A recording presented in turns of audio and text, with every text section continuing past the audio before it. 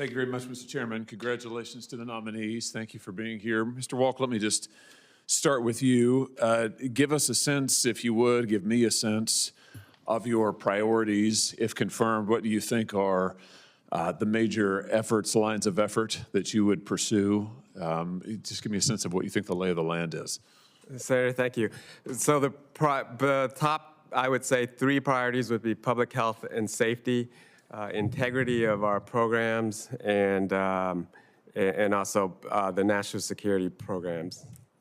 On the national security programs, what do you have in mind in particular? Well, Senator,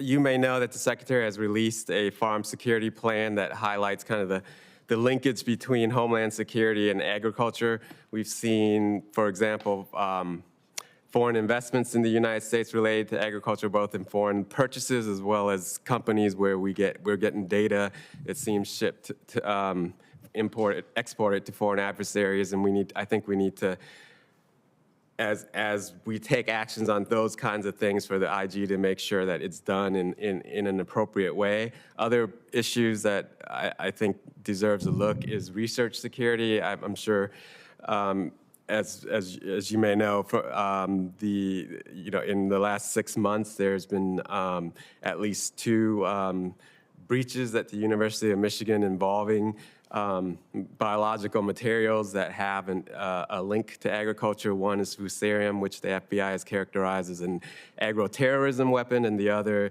is a ringworm, which can cause pretty serious diseases to livestock. And both were at the hands of foreign adversaries, I'll just say Chinese nationals.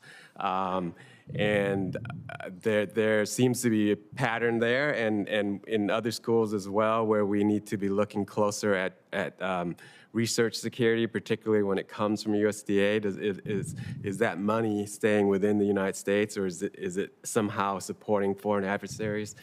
There's also, I think, an interest in terms of making sure that we increase our independence so that we're not dependent on foreign nations for key agricultural inputs such as fertilizer. And I would view all of that within kind of the national security rubric. Very good. Mr. Bell, let me just switch to you if I could. I want to talk to you for just a second about rural hospitals, particularly cybersecurity as it relates to rural hospitals.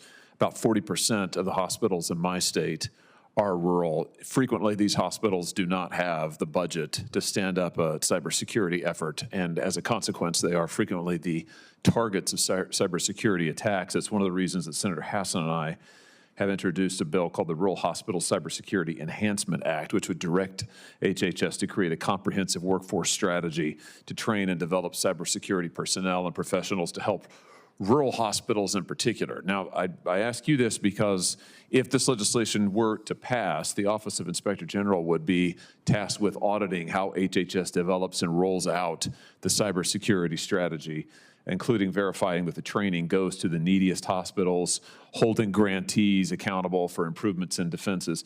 If you are confirmed, can you commit to me that you would prioritize oversight of legislation like the Rural Hospital Cybersecurity Enhancement as part of HHS's broader rural hospital or rural health efforts?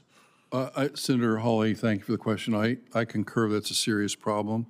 Having spent 4 years at the National Counterterrorism Center, I'm aware of the dangers of cyber security, and I will commit to sit down with you and figure out how to implement that if confirmed and if passed.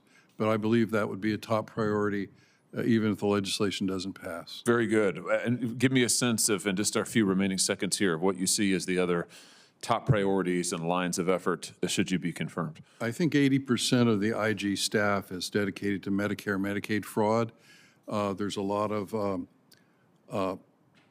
modernization that needs to take place. One of the first things I would look at is what type of payment tracker software payment tracker software is the office using in order to look across databases to find fraud? And I will bring to bear my background at the Department of Justice in stopping criminal conduct. It's not important to just rack up more cases or more money, but to change behavior.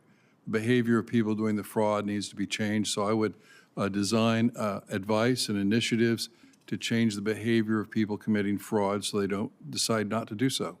Very good. Thank you, Mr. Chairman.